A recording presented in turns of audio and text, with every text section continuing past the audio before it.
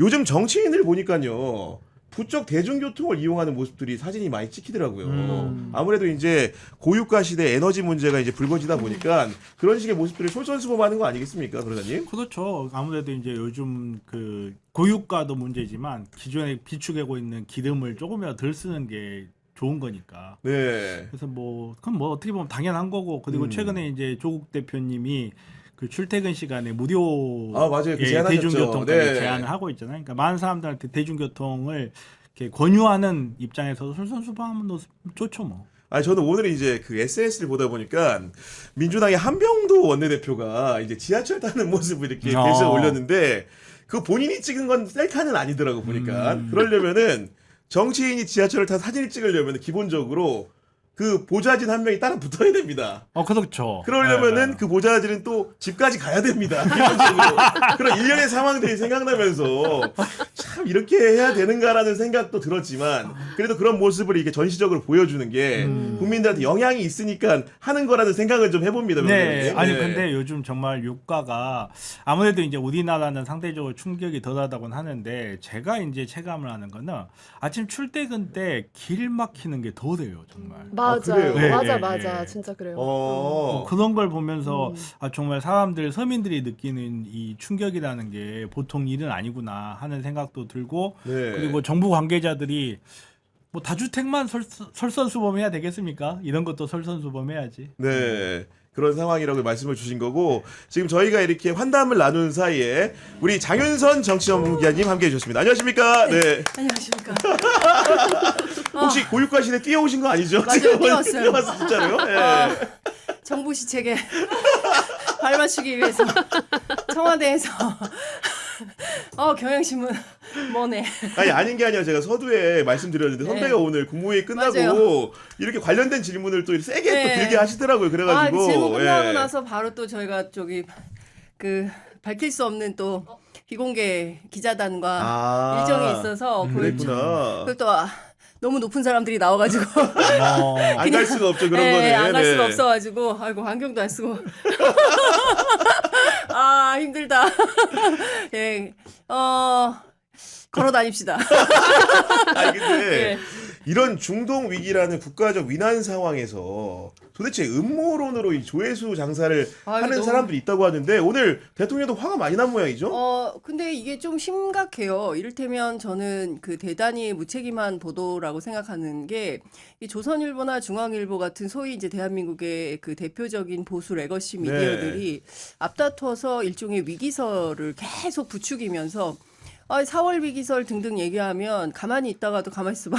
쓰레기 봉투 없어가지고 그러니까요. 네. 베란다에 쓰레기 쌓아놓으면 어떡하지? 그러니까 일종의 트럼프발의 인위적인 코로나 사태가 지금 재현된 상황이나 다름이 없다. 이렇게 보여지고 여기 왜 이렇게 더워요? 저희 난방 좀 아니, 끄덕하겠습니다. 에너지 죄송해요. 에너지 위기- 절약해야 되는데 아니, 에너지 깜빡 잊고 위기에- 있었습니다 지금. 네. 에너지 경향신문 왜 이래요? 정부 시책에 돈도 발맞춰서. 많이 못 버는데 말이죠. 보니까 지금. 조명도 한 방 끄죠. 그러니까 지금 실제 하는 위기와 그다음에 이제 정부가 해결할 수 있는 정도의 대책과 이거를 이제 정확하게 안분해서 보도를 해야 되는데 마치 당장 무슨 큰일이 날 것처럼 그러니까요. 위기를 이제 증폭시키는데 사실은 그게 아니다라는 거죠. 그리고 김성환 기후부 장관이 연거퍼서 계속 이야기를 하고 있음에도 불구하고 계속 사실 없던 일이에요. 사재기가 없던 일인데 코로나 때도 우리는 사재기가 없었어요. 근데 그때 저는 이제 중국에 있었는데 어마어마한 사재기들이 있었어요. 근데 한국은 그런 게 없었습니다. 네. 근데 딴 것도 아니고 쓰레기 봉투를 사재기 한다는 게 이게 말이나 되냐는 겁니다. 근데 우리 언론들이 과대 포장하는 측면이 있어서 그 부분에 대해서는 정부 당국이 굉장히 화가 많이 났다. 뿔났다. 이렇게 말씀드릴 수 있을 아니 것 같습니다. 보수 언론이 이렇게 위기설을 부추기고 사실은 유튜브라든가 일부 이제 인터넷 SNS에서 어떤 글이 도냐면 이거는 위기설 수준이 아니라 허위 사실 가짜 뉴스를 양산을 하고 있는데 제가 내용을 좀 소개해드리면 이런 내용이 돌고 있답니다. 스레드에서 울산 석유 90만 배럴 중국에 넘어감. 아니 이 시국에 중국에 석유를 넘겨? 언론은 썩었다. 이거 전 국민이 알게 하자 우리 손으로. 이 내용이 사실은 일부의 사실을 가지고 교묘하게 가짜를 섞은 것 같은데 원래 사실은 좀 어떤 겁니까, 윤지영 기자? 이게 제가 알기로는 아직까지 어디로 이제 넘겨졌는지는 알려지지 않았다고는 해요. 그러니까요. 예, 네. 그래서 한국석유공사를 지금 감사를 진행 중이거든요. 근데 이 와중에 북한이랑 중국을 교묘하게 껴넣어서 그러니까요. 이재명 정부를 이제 비판하려고 하는 거죠. 그리고 이제 쓰레기 봉투 말씀하셨는데 네. 그 스봉 가지고도 어떤 글이 인터넷에 이제 범람하고 있냐면은 스봉 꼭 사놓으세요. 기름이 없어서 스봉을 못 만든다는데 국가 공용 비축유는 또 왜 마음대로 가져다가 90만 배럴이나 동의 없이 마음대로 판 건지 마치 국가가 다른 나라에다가 우리가 비축하고 있던 원유를 팔아넘긴 매국적 세력으로 단죄를 해야 된다. 이런 식의 선동글을 올리고 있습니다, 지금. 어차피 지금 여기 글 올리시는 분들 뭘 해도 이런 글을 올리시는 분들 아니에요? 근데 솔직히 그러니까요. 맞아요. 네. 그 말 그대로 할 게 없으니까 선동할 게 없으니까 음. 지금 쓰레기 봉투를 선동하는 걸 뭐 저는 한편으로 좀 애잔했어요. 다른 걸로 선동할 게 없으니까 쓰레기 수정선도 안 봉투 먹히니까. 예, 네, 이제. 이런 거 해가지고 소위 말해서 솔직히 자기 장사하는 거 아니에요. 자기 관심 받고 싶고 그리고 이제 소위 말하는 이런 표현이 좀 적절하지 않습니다만은 그 관심 필요한 하바리 유튜버들 이런 하바리 사람들이 유튜버들. 자기네들 불안감 조성해서 클릭 유도하고 이거 장사하려고 지금 이런 네. 글 올리는 건데 좀 도가 지나치다 이런 거는 왜냐하면 그냥 단순히 관심을 얻는데 그치는 게 아니잖아요. 이런 아예 허위 사실 그것도 명백한 허위 사실이죠. 예, 전 이거는. 네. 국민적인 문제점에 대한 허위 사실을 보도하는 게 좀 적당히들 하시라 그 말밖에 네, 못 하겠어요. 전 진짜 황당한 게 사실은 어제 저희가 이제 춘추관에서 기자들끼리 점심을 먹으면서 한 경제지 기자가 이 얘기를 했어요. 그러니까 지금 베트남에서 한국과 일본에 네. 이제 원유를 급하게 좀 정유한 그 기름을 좀 달라. 왜냐하면 인도 같은 경우에는 난리도 아니잖아요. LNG 없어가지고 그런 것처럼 이제 베트남이 요청해서 90만 배럴을 베트남으로 보냈는데 베트남은 원유가 있지만 정유 시설이 제대로 없어서 아, 정제를 못 하는구나. 그렇죠. 그래서 우리가 그 원유를 가져다가 정유해서 다시 되파는 방식으로도 비즈니스가 가능하다는 거예요. 근데 이게 보도가 되면 분명히 유튜버나 이런 그 가짜 뉴스 세력들이 뭐 왜 사회주의 국가에 갖다 주냐 하필이면 뭐 공산주의 하자는 거냐 이런 식으로 하지 않을까라고 했는데 아니나 다를까 이게 딱 나온 거예요. 그래서 야, 그렇구나. 야, 근데 이게 더 큰 문제는 뭐냐면 제가 앞서도 이제 중앙일보나 조선일보 말씀드렸지만 사실은 여기는 보수지로서 굉장히 역사가 오래된 신문이에요. 그렇기 때문에 이 회사에서 보도를 하면 상당히 신빙성이 있다고 믿는 겁니다. 그러니까 이걸 가지고 계속 전파하는 과정에서 말이 계속 붙는 거죠. 그러면서 이제 이렇게 북한, 중국 얘기까지 가게 된 건데 저는 이런 언론들이 조금 자제를 하면 여파가 좀 줄어들 수 있지 않느냐라는 맞아요. 생각을 하는 겁니다. 그러니까 취재를 꼼꼼히 해서 실제 벌어지는 일과 소위 얘기하는 관계자발 멘트로 뭐 업계 관계자. 그래서 마치 지금 당장 무슨 비닐 없어가지고 라면 못 먹을 상황처럼 플라스틱 없어서 물 못 먹는 것처럼 만들어버린다는 거죠. 당장 4월부터 그런 일이 벌어질 것처럼 주장을 하니 그 신문을 읽는 시민들은 이거 진짜 큰일 나는 거 아니야? 대비 안 했다가 나만 또 당하는 거 아니야? 이런 생각을 하면서 위기가 증폭된다는 거죠. 근데 정부 당국자들 오늘도 마찬가지고 대통령 국무회의에서도 말씀하신 것도 그렇고 뭐 이후에 이어진 당국자들 얘기를 종합해보면 이건 아니지 않냐 언론들이. 이 위기일 때 어떻게 하면 공동체가 같이 이 위기를 함께 넘어갈까를 지혜를 내야지. 그렇죠. 야 이거 심각하니까 정부가 대책도 없는 거 아니야?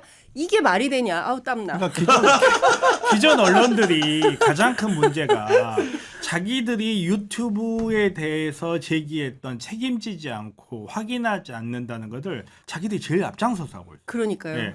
특히나 이런 기사들 보면 나중에 맨 끝에 보면 유튜브 어디에서 말 그대로 뭐 인용했다는 식으로 심지어 자기네들 그런 인용도 그런 있다. 식으로 네. 그런 식으로 자기네들 책임을 비켜가는 방법을 쓰는데 레거시 언론들이 왜 망하는지를 사실 보여주는 거거든요. 자기네들이 그렇게 비레거시 언론들이라고 할게요. 유튜브라든지 이런 저희 같은 사람들 이런 사람들한테 어떻게 비판을 해왔어요. 자기네들처럼 취재도 제대로 안 하고 확인된 사실 아닌 것도 보도하고 그래놓고 책임도 지지 않는다는 식으로 그렇게 비판을 했으면 자기네들은 똑바로 해야지. 근데 자기네들 그것도 조차 안 하고 있으면서 손가락질만 하니 누가 레거시 언론의 기존에 갖고 있던 품위와 신뢰를 레거시 언론한테 다시 네. 부여를 해줄 수 있겠냐고 스스로 망해가고 있는 거죠.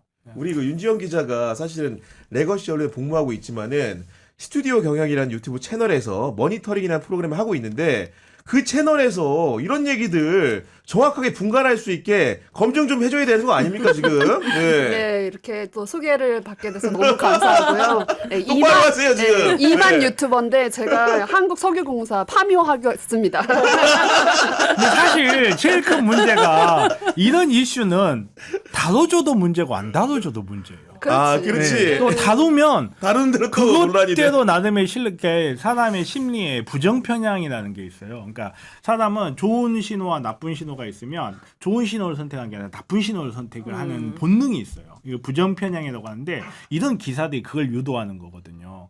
특히나 지금 이제 이재명 정부에 대해서 뭔가 약간 꼬dom한 마음을 갖고 있는데 깔 거는 막상 딱히 없는 오. 이런 사람들, 그렇지. 이런 포지션에 있는 사람들이 이런 부정 편향적 자료가 싹 들어오면 잘 걸렸다. 이거는 그렇죠. 이거는 거의 여과 없이 그 사람들 머릿속에 쏙 들어가 버리거든요. 그러니까 사실 레거시 언론들이 제일 문제라는 게 이걸 처음에 이 이야기를 만든 사람은 그런 걸 몰랐을 수 있는데 언론인은 모를 수가 없거든요.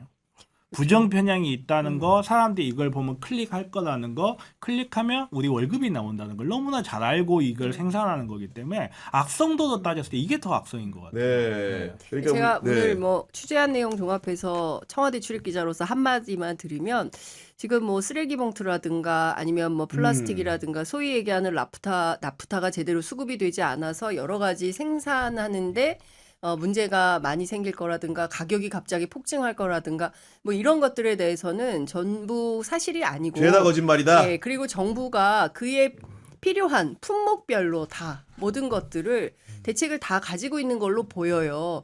그렇지 놀고 있지 않습니다. 24시간 편의점처럼 돌아가는 정부이기 때문에 당국자들한테 물어보면 다 팩트 체킹을 해줘요. 그러니까 기자들도 열심히 써야 되겠지만 일상생활을 영위하는 시민분들께서도 특별히 걱정하지 않아도 된다.